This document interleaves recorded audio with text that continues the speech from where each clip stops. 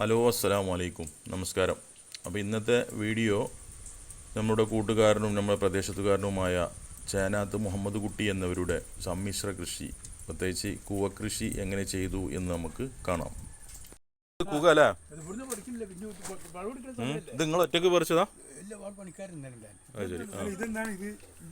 ഇതിനകത്തുണ്ട് അല്ലേ? മാഷാ അല്ലാഹ്. അത് ക്ലീൻ ആക്കലാണിത്. എടുക്കി ഒരെണ്ണോ ഇതൊന്നും എടുത്ത് വളർന്നു നോക്കി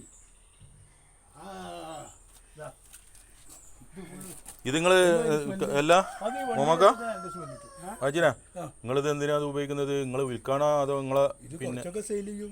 കുറച്ച് ചെലവാകാം കർഷകർക്കൊക്കെ ചെറിയ രീതിയിലൊരു ആശ്വാസം ആവൂലേ?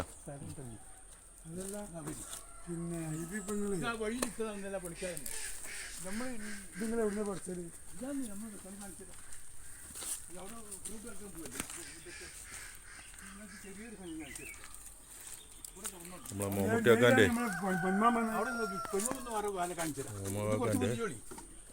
കൃഷിയിടത്തിലേക്ക് വന്നതാ. കാണുന്നുണ്ട് കണ്ണന് ഒക്കെ വളർത്തുന്നുണ്ട്. അതാ മീനുകളെ കാണാം. ഇതിലെന്താ ഉള്ളത്? വാളെ വാളെ വാളുണ്ട്, കണ്ണുണ്ട്, പൊരിക്കുണ്ട്. ഇത് 3.5 കിലോനൊക്കെ ഉള്ളതുണ്ട്. 3.5 കിലോ തൂക്കമുള്ളതൊക്കെ ഉണ്ട് അല്ലേ? അന്ന് ഇവർക്ക് വേണമെന്ന് ഞാൻ പിടിച്ചു വെച്ചിരുന്നല്ലോ.